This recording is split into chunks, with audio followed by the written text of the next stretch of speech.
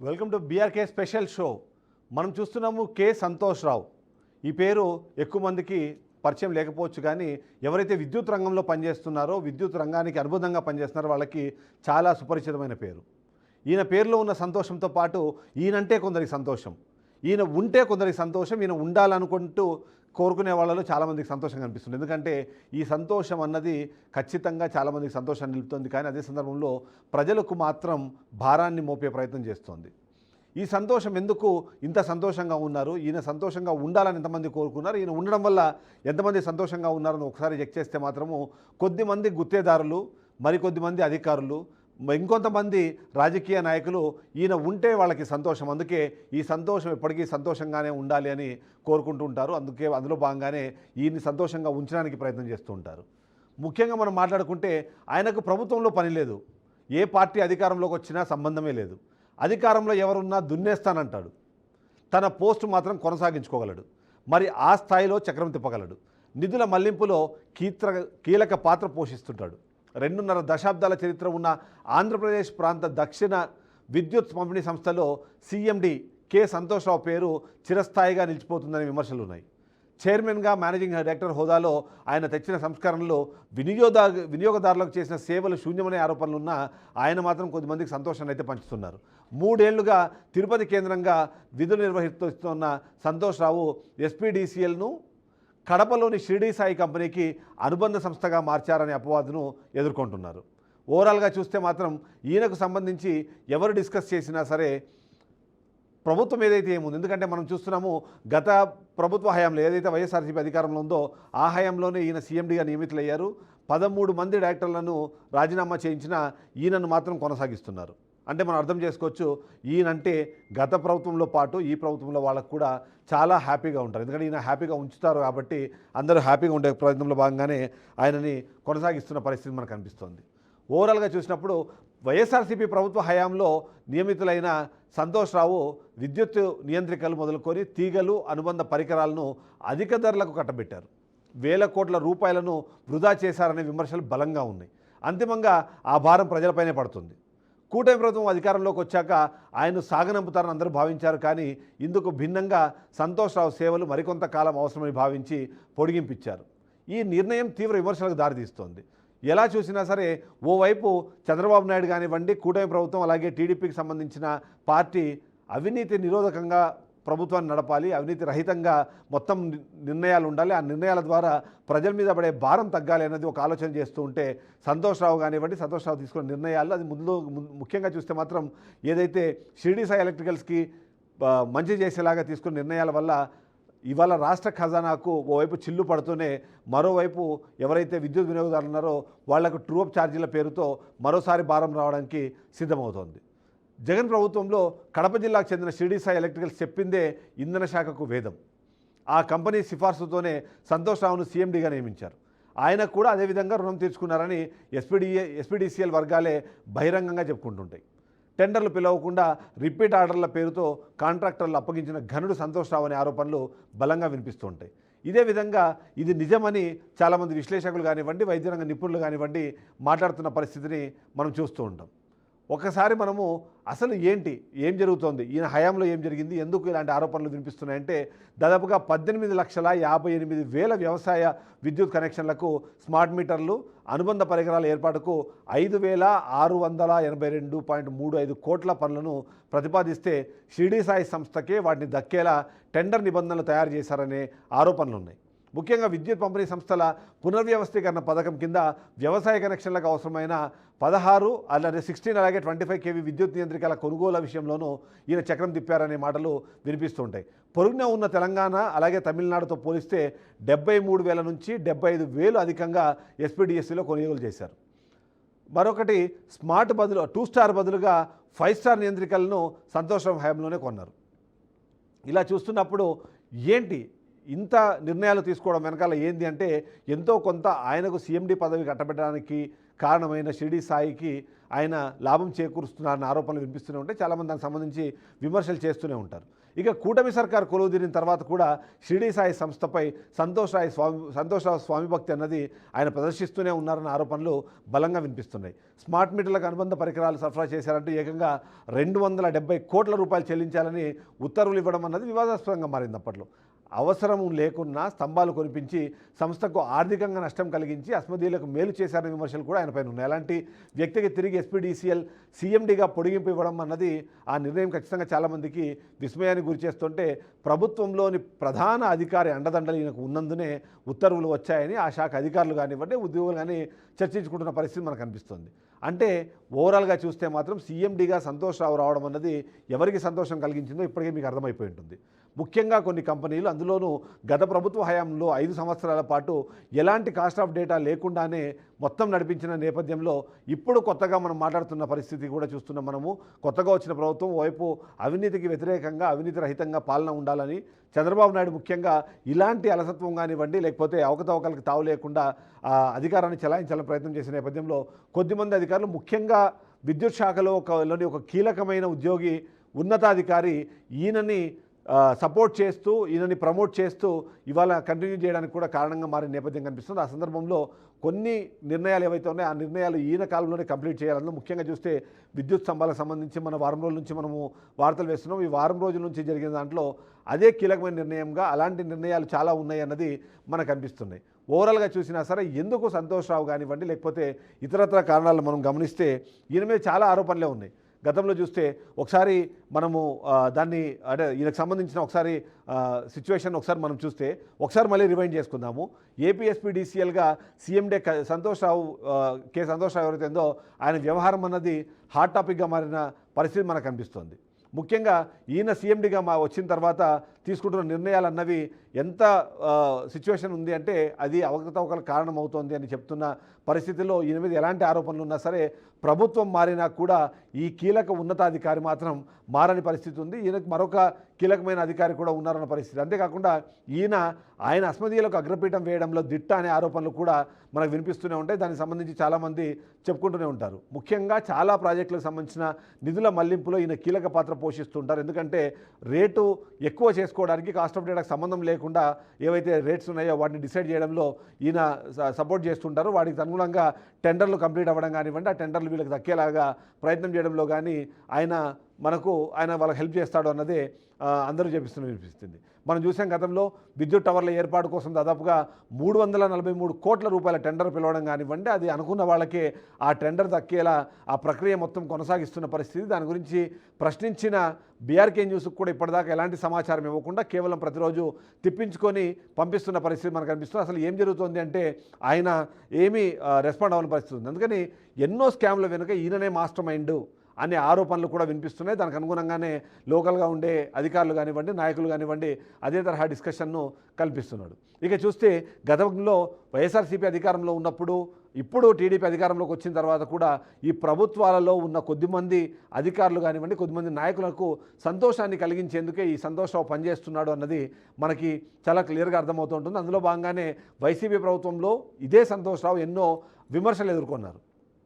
అప్పట్లో కూడా మనం చూసాము ఈ ఏదైతే కడప జిల్లాకు చెందిన ఈ షిరిడి సాయి ఎలక్ట్రికల్స్ కంపెనీకి భారీగా లబ్ధి చేకూర్చారనే ఆరోపణలు చేస్తూ గతంలో చాలామంది టీడీపీ నాయకులు కూడా మాట్లాడిన సిచ్యువేషన్ మనకు కనిపిస్తుంది. అందులో ముఖ్యంగా చూస్తే పట్టాభి కానివ్వండి లేకపోతే సోమిరెడ్డి చంద్రమోహన్ రెడ్డి కానివ్వండి ఇలాంటి వాళ్ళందరూ కూడా గతంలో షిరిడి సాయి ఎలక్ట్రికల్స్కి లాభం చేకూర్చేందుకే ఈ నిర్ణయాలు తీసుకున్నారన్నది. అంతేకాకుండా ప్రభుత్వం మారే క్రమంలో కూడా షిరిడి సాయి ఎలక్ట్రికల్ సంబంధించిన అన్ని బిల్లులు కంప్లీట్గా క్లియర్ చేశారు అన్న ఆరోపణలు కూడా అప్పట్లో వినిపించాయి. దానికి సంబంధించి డిస్కషన్ మనకు వినిపిస్తుంది. అందుకనే ఏదైతే ఇప్పుడున్న సీఎండీ సంతోష్ రావును నియమించడానికి అప్పుడు చక్రం తిప్పింది షిరిడి సాయి ఎలక్ట్రికల్స్ కాబట్టి ఆ ఎలక్ట్రికల్ కంపెనీకి పట్ల ఆయన స్వామి భక్తి ప్రదర్శించేందుకు ఎన్నిసార్లు అవకాశం దొరికితే అన్నిసార్లు ప్రయత్నిస్తూనే ఉంటారు. అందులో భాగంగానే టెండర్లు పిలవకుండానే కొన్నిసార్లు రిపీట్ ఆర్డర్ల పేరుతో కాంట్రాక్టులు అప్పగించడము, మరికొన్నిసార్లు టెండర్లు కేవలం ఆయన అనుకున్న అంటే షిరిడి సాయి ఎలక్ట్రికల్స్ కాకుండా ఆయన అనుకున్న కంపెనీలకు మాత్రమే టెండర్లు దక్కేలాగా ఎస్ఐపి రాయడం కానివ్వండి, ఆర్ఎఫ్పిలో పొందుపరచడం కానివ్వండి, వాళ్ళ క్వాలిఫికేషన్ని ఇక్కడ మినిమం ఎలిజిబిలిటీ ఎలిజిబిలిటీగా పెట్టి టెండర్ల ప్రక్రియ నడపడం కానివ్వండి, ఇవన్నీ చేస్తుంది కూడా కేవలము ఎవరైతే అస్మదీయులు ఉన్నారో వాళ్ళని ఆయన సంతోషపరచడం కోసం.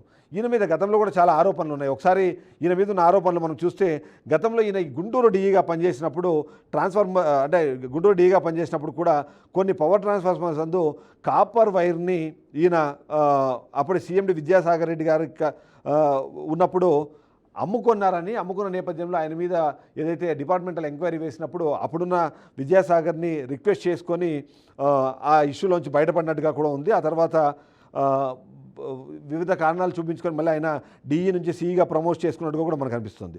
ఇక గుంటూరు డీఈగా ఉన్నప్పుడు కూడా ఈయన మీద కొన్ని ఆరోపణలు ఉన్నాయి. అందులో ముఖ్యంగా అప్పుడు సబ్స్టేషన్స్ కోసము సైట్స్ వెళ్ళినప్పుడు ఆ డిపార్ట్మెంట్ పేరు చెప్పి తన బినామీల ద్వారా గుంటూరులో రియల్ ఎస్టేట్ వ్యాపారం చేశారు అన్న ఆరోపణలు కూడా ఈయన మీద ఉన్నాయి.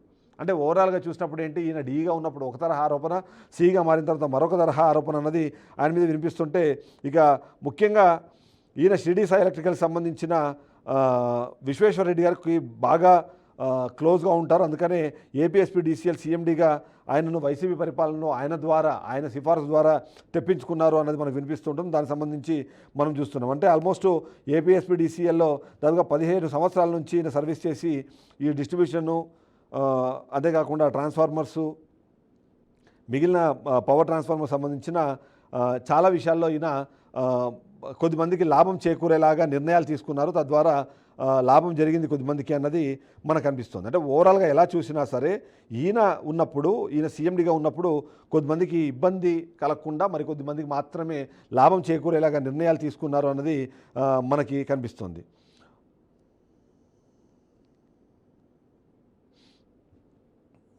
ఇక సంతోషరావు ఇప్పుడు ఏం చేస్తున్నారు అన్న దాని మీద కూడా మనం డిస్కస్ చేయాల్సిన అవసరం ఉంటుంది. ఎందుకంటే మనం చూస్తున్నాం గత కొన్ని రోజులుగా ఏదైతే టవర్లకు సంబంధించి టవర్లను అవసరం లేని చోట టవర్లు నిర్మించడం కానివ్వండి, అవసరం లేనంత వెయిట్ ఉండేలాగా నిర్ణయం తీసుకోవడం కానివ్వండి, కేవలం 3 కంపెనీలు మాత్రమే ఇందులో బిడ్లో పాల్గొనేలాగా క్వాలిఫికేషన్ని, ఎలిజిబిలిటీని నిర్ణయించడం ద్వారా కేవలం ఒక కంపెనీకి మాత్రమే లాభం చేకూరేలాగా నిర్ణయం జరిగేలాగా ఈ మొత్తం టెండర్ ప్రక్రియ నడిపించే క్రమంలో సీఎండీ సంతోష్రావు కీలక పాత్ర పోషించారు అన్న ఆరోపణలు అయితే మనం వినిపిస్తూనే ఉన్నాయి. అంతేకాకుండా మీరు కూడా చూశారు, గతంలో బీఆర్కే న్యూస్ను లైవ్లో నుంచే నేను ఆయన కాల్ చేసి దీనికి సంబంధించి ఎక్స్ప్లెనేషన్ అడిగే ప్రయత్నం చేసినప్పుడు ఆయన నేను బయట ఉన్నాను, మళ్ళీ కాల్ చేస్తాను అని చెప్పి పెట్టేశారు. ఆ తర్వాత చాలాసార్లు నేను కాల్ చేసే ప్రయత్నం చేశాను, ఆయన ఆన్సర్ చేయలేదు. అంతేకాకుండా మన బ్యూరో చీఫ్ గోపి కూడా వెళ్ళి ఆయనతో మాట్లాడే ప్రయత్నం చేశారు. ఆ సందర్భంలో కూడా అక్కడ ఆయన దగ్గర నుంచి రెస్పాన్స్ లేదు. ఎప్పటికప్పుడు నేను మళ్ళీ చెప్తాను అని చెప్పడం తప్ప ఆయన చేసింది ఏం లేదు. ఓవరాల్గా చూస్తే మాత్రం ఎట్టి పరిస్థితుల్లోనూ మనం అడుగుతున్న ప్రశ్నలకు ఆయన సమాధానం చెప్పే ఉద్దేశంలో కానివ్వండి, ఆలోచన కానీ ఆయనకు లేదు అన్నది అర్థమవుతుంది. మరీ మనం ఎక్కువ ప్రెషర్ పెట్టామని చెప్పి ఏదో ఒక ప్రెస్ నోట్ రిలీజ్ చేస్తామనే మాట మాట్లాడారు తప్ప ఆయన దానికి సంబంధించి ఇప్పటిదాకా ఎలాంటి సమాచారం ఇచ్చే ప్రయత్నం చేయట్లేదు. అంతేకాకుండా ఆయనకి ఎవరైతే సహాయం చేస్తున్న మరికొద్దిమంది అధికారులు కానివ్వండి, రాజకీయ నేతలు కానివ్వండి, మన మీద ప్రెషర్ పెట్టే ప్రయత్నం చేస్తున్నారు. అంతేకాకుండా మనల్ని భయపెట్టే ప్రయత్నము, బెదిరించే ప్రయత్నం కూడా చేస్తున్న నేపథ్యం మనం చూసాం. ఏ విధంగా చూసినా సరే ఓవరాల్గా సంతోష్రావు ప్రస్థానం మొత్తం చూస్తే చాలా కీలకంగా ఇక్కడ ఆరోపణలు వెతుక్కునే పరిస్థితికి వచ్చేసింది. ఇక్కడ ఎవరికీ అర్థం కాని విషయము, అందరూ ఆలోచిస్తున్న విషయం ఏంటంటే, గతంలో వైఎస్ఆర్సీపీ అధికారంలో ఉన్నప్పుడు ఇదే అధికారి అవకతవకలకు పాల్పడ్డారు. అందులో ముఖ్యంగా షిరిడి సాయి ఎలక్ట్రికల్కి సంబంధించి ఆయన సపోర్ట్ చేస్తూ వేలాది కోట్ల రూపాయలు ప్రజాధనాన్ని దుర్వినియోగం జరగడానికి కారణభూతులు అయ్యారని చెప్పి ఆయన మాట్లాడుతూ ఉంటే, ఇప్పుడు మాత్రం ఇంకా అది ఆయన కొనసాగడం ఏంటి అన్నది, ఆయన కొనసాగిస్తున్న ఆ విద్యుత్ శాఖలోని ఆ కీలకమైన అధికారి ఎవరు, ఆ అధికారి ఎవరు ఆయన్ని అలా సపోర్ట్ చేస్తున్నారు, ఆయన ఎవరు బ్యాకప్ చేస్తున్నారు అన్న విషయంపైన ఇప్పుడు ఆల్రెడీ అమరావతిలో డిస్కషన్ స్టార్ట్ అయిన పరిస్థితి మనకు అనిపిస్తుంది. మనకు కూడా తెలుసు, ఆ శాఖకు సంబంధించిన ఒక కీలకమైన అధికారి సీఎండీ సంతోష్రావు వెనకాల ఉండి ఈ మొత్తాన్ని నడిపిస్తున్నాడు అన్నదైతే మనకు అర్థమవుతుంది. దానికి సంబంధించిన డీటెయిల్స్ కూడా మనం ఖచ్చితంగా బయటపెట్టాల్సిన అవసరం ఉంటుంది. అంటే స్కాములు ఎలా చేస్తారు, స్కాములు జరగడానికి కారణాలు ఏంటి అన్నదాన్ని మనం ఒకసారి గమనించాల్సిన అవసరం అయితే ఉంటుంది. అయితే ఇక్కడ స్కామ్ చేయడానికి చాలా కీలకంగా వీళ్ళు తీసుకుంటున్న ప్రయత్నాలు ఏవైతే ఉన్నాయో వాటిని ఒక సింప్లిఫై ఆన్సర్లో నేను మీకు కొన్ని ఎగ్జాంపుల్స్ చెప్పే ప్రయత్నం చేస్తాను.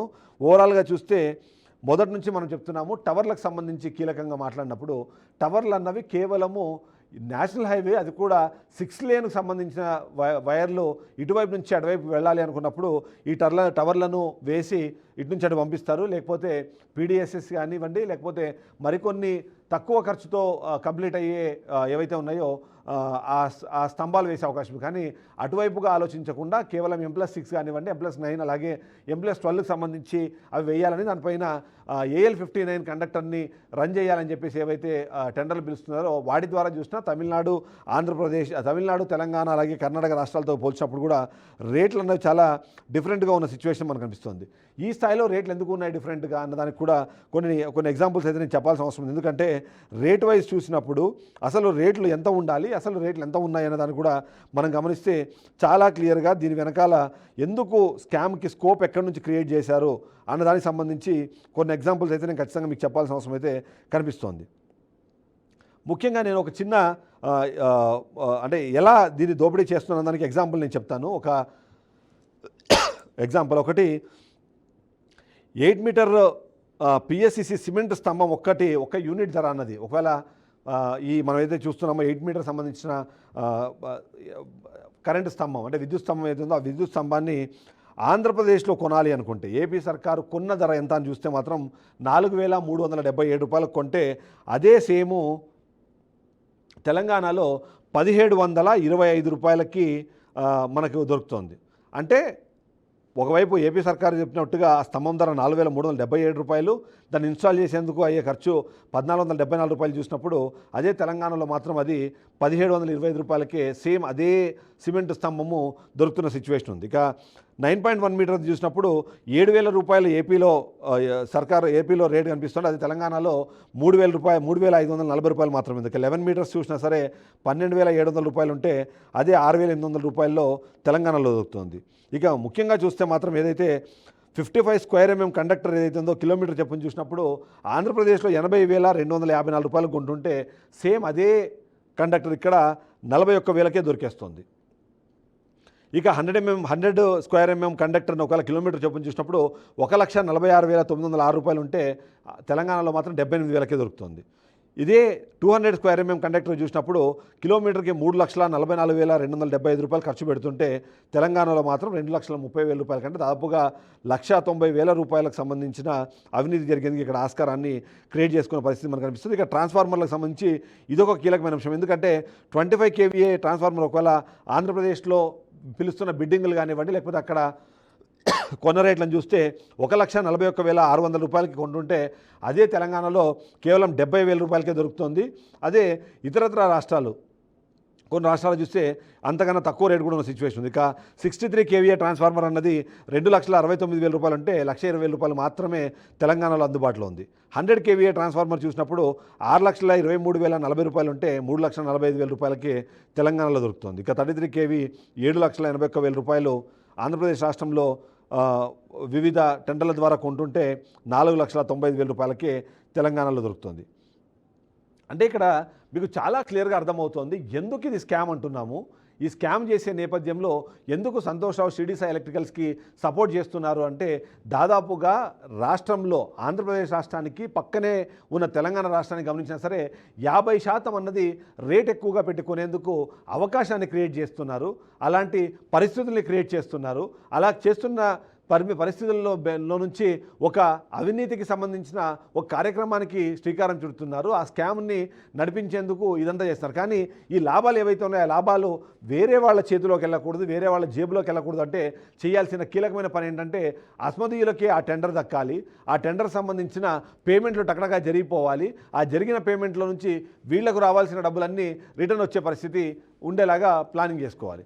అంటే ఒక చిన్న ఎగ్జాంపుల్ కూడా మనం చూసే కర్నూలులో ఒక డిఈ పట్టుబడితేనే ఆయన దగ్గర 3 కిలోల బంగారు దొరికింది. అలాంటిది సిఎండి స్థాయిలో ఉన్న వ్యక్తినే ఒకవేళ అనుకొని ఒకవేళ నిజంగానే అవినీతి చేయాలని భావిస్తే అక్కడ ఎంత దొరికే అవకాశం ఉంటుందన్న ప్రశ్న వినంగానే మనకు ఒక భయం ముట్టుకుంటుంది. ఎందుకంటే మనం చూస్తున్నాము ప్రతి ఒక్క విషయంలోనూ డబుల్ రేట్లకి ఆంధ్రప్రదేశ్ రాష్ట్రంలో కొనుగోలు జరిగాయి. రాష్ట్ర ప్రభుత్వం మారిన తర్వాత వైఎస్ఆర్సీపీ అధికారంలో నుంచి వెళ్ళి టీడీపీ అధికారంలోకి వచ్చిన తర్వాత వీటన్నిటికీ చెక్ పడుతుంది అనుకున్నారు. కానీ ఇవి ప్రభుత్వం దృష్టికి వెళ్లకుండా ఆపేందులో కానివ్వండి, ప్రభుత్వం దృష్టికి వెళ్ళినా దాని మీద చర్యలు లేకుండా ఉండేలా తీసుకుంటున్న జాగ్రత్తలు కానివ్వండి, ఇవన్నీ విద్యుత్ శాఖలో ఎప్పటి నుంచో వేళ్ళునుకుపోయిన అవినీతి కానివ్వండి, అవినీతిని సపోర్ట్ చేస్తున్న కొద్దిమంది అధికారులు, వాళ్ళను ప్రమోట్ చేస్తున్న కొద్దిమంది నాయకులు కలిపి అందరూ కలిపి దీన్ని తీసుకుంటున్న పరిస్థితి మనకు కనిపిస్తుంది. అందుకనే అడుగుతున్నాం మనము, అందుకే మనం చెప్తున్నాము, ఎవరిది సంతోషం అంటే కొద్దిమంది సంతోషంగా ఉండడం కోసమే ఈ సంతోషం అనే వ్యక్తి కంటిన్యూ అవుతున్న సిచ్యువేషన్ మనకు కనిపిస్తుంది. ఓవరాల్గా చూస్తే ఎందుకు ఇదంతా జరుగుతోంది అన్నది ఒకసారి మనం గమనించే ప్రయత్నం చేద్దాం. మరొకసారి దానికి సంబంధించిన ఒకసారి ఆ గ్రాఫిక్ ప్లేట్స్ ఒకసారి మనం చూద్దాం. ఆ గ్రాఫిక్ ప్లేట్స్లో అసలు షిరిడి సాయి ఎలక్ట్రికల్కి సంబంధించి ఏంటి వీళ్ళకున్న ఆ రిలేషన్ అనేది మనం చూస్తే కూడా చాలా క్లియర్గా ఒకవైపు ఏపీఎస్పీడీసీఎల్లో సీఎండీగా ఉన్న సంతోష్ రావు, అలాగే షిరిడి సాయి ఎలక్ట్రికల్స్తో కలిపి మరికొన్ని కంపెనీలు పనిచేస్తున్నాయి. ఆ కంపెనీలకు సంబంధించిన డీటెయిల్స్ కూడా నేను మీకు నెక్స్ట్ షోలో ఇస్తాను. ఎందుకంటే కేవలం షిరిడి సాయి ఎలక్ట్రికల్సే కాకుండా షిరిడి సాయి ఎలక్ట్రికల్స్తో కలిసి మరికొన్ని కంపెనీలన్నీ కలిపి ఈ మొత్తం ఈ స్కామ్లకి తెరదీసిన పరిస్థితి మనకు కనిపిస్తుంది. దీనికి సంబంధించి గతంలో కూడా టీడీపీ నాయకులు చాలామంది మాట్లాడారు. ఆ వివరాలు కూడా నేను మీకు మళ్ళీ ఇస్తాను. వాళ్ళందరూ ఇప్పుడు సైలెంట్ అయిపోయిన సిచ్యువేషన్ మనకు కనిపిస్తుంది. ఈ సైలెంట్ అయ్యే నేపథ్యంలో ఇక్కడ మనందరము లేదా ముఖ్యంగా బీఆర్కే న్యూస్ చేస్తున్న ప్రయత్నం ఒకటి, ఎందుకంటే ఏదైతే అవినీతి లేకుండా పాలన సాగించాలని చంద్రబాబు నాయుడు ఏదైతే భావిస్తున్నారో దానికి అనుగుణంగా ప్రభుత్వాన్ని నడపాలని ప్రయత్నిస్తున్న డిప్యూటీ సీఎం పవన్ కళ్యాణ్ కానివ్వండి, ఇతరత్ర మంత్రులు కానివ్వండి, ఇలాంటి ఒక పెద్ద ఘటన జరుగుతున్నా, ఇలాంటి ఒక పెద్ద ఘటనకు వీళ్ళందరూ బాధ్యులు అవుతున్నా సరే ఇప్పటివరకు ఎందుకు చర్యలు తీసుకోలేదు అన్నదే ఎవరికీ అర్థం కాని ప్రశ్న. బట్ ఎట్టి పరిస్థితుల్లోనూ ఇప్పుడు జరుగుతున్న అవకతవకలు కానివ్వండి, గతంలో జరిగిన అవకతవకలు కానివ్వండి, వీటన్నిటిని ప్రభుత్వం దృష్టికి తీసుకెళ్లి వాళ్ళ మీద చర్యలు తీసుకోవడానికి అవసరమైన కసరత్తు అయితే కంపల్సరీ బీఆర్కే న్యూస్ చేస్తుంది. ముఖ్యంగా ఒక రెస్పాన్సిబుల్ జర్నలిజం సంబంధించిన ఒక మీడియా హౌస్గా దీన్ని కేవలం వార్తా కథనాలుగా ప్రసారం చేసి కేవలం దీన్ని ప్రభుత్వం దృష్టికి తీసుకెళ్లడంతో పాటు అంతకన్నా మించి ఇంకొక స్టెప్ ముందుకు వేయాలని కూడా నిర్ణయం తీసుకున్నాము. దీనికి సంబంధించి మా దగ్గర ఉన్న ఆధారాలతో ఏసీబీకి అలాగే సిబిఐ కూడా లేఖలు రాయాలన్న డెసిషన్ కూడా తీసుకోవాలనే ఉద్దేశం మనకు అనిపిస్తుంది. ఎందుకంటే చాలామంది మాకు కాల్స్ చేస్తున్నారు, నిజంగానే రాష్ట్ర ప్రభుత్వానికి సంబంధించిన ఖజానాను కాపాడే ప్రయత్నం మీరు చేస్తున్నారు కాబట్టి మీరు ఎట్టి పరిస్థితుల్లోనూ ఈ పోరాటాన్ని ఆపకండి. ఎవరు బెదిరించినా ఎవరు భయపెట్టినా మీరు వెనక్కి తగ్గాల్సిన అవసరం లేదు. మీతో ఖచ్చితంగా రాష్ట్ర ప్రభుత్వంలో ఉన్న సీఎం చంద్రబాబు నాయుడు కానివ్వండి, మిగిలిన వాళ్ళందరూ మీతో పాటు ఉంటారు కాబట్టి దీనికి అవసరమైన నెక్స్ట్ కార్యాచరణకు మీరు ముందుకు వెళ్ళండి అనే విధంగా మాట్లాడుతున్న నేపథ్యంలో ఆ వైపుగా కూడా మేము ఆలోచన చేస్తున్న పరిస్థితి మనకు వస్తుంది. ఎందుకంటే అవినీతి అన్నది ఎట్టి పరిస్థితుల్లోనూ ఉపేక్షించాల్సిన అవసరం లేదని ముందు నుంచి కూడా డిప్యూటీ సీఎం పవన్ కళ్యాణ్ కానివ్వండి, సీఎం చంద్రబాబు నాయుడు కానీ మాట్లాడుతున్న నేపథ్యంలో అలాంటి సందర్భాల్లో ఖచ్చితంగా ముందుకు వెళ్లాల్సిన అవసరం ఉంది. దాన్ని ఎట్టి పరిస్థితుల్లోనూ ఆపాల్సిన అవసరం అయితే మనకు కనిపిస్తుంది. ఏదైనా సరే ఇప్పుడు జరుగుతున్న ఈ ఘటనలు ఏవైతే ఉన్నాయో వాటన్నీ కూడా అవినీతికి ఆస్కారం కలిగేలాగా చేస్తున్న సిచ్యువేషన్ నుంచి ఖచ్చితంగా బయటికి రాష్ట్ర ప్రభుత్వాన్ని బయటకు వేయాలి. అంతేకాకుండా ట్రూఅప్ ఛార్జీల పేరుతో ఏవైతే వీళ్ళు నడిపించే ప్రయత్నం చేస్తున్నారో ఆ ట్రూఅప్ ఛార్జీలు ప్రజల మీద పడకుండా, ప్రజలకు భారంగా మారకుండా ఉండేలా కూడా ప్రయత్నించాల్సిన అవసరం అయితే మనకు చాలా క్లియర్గా కనిపిస్తుంది.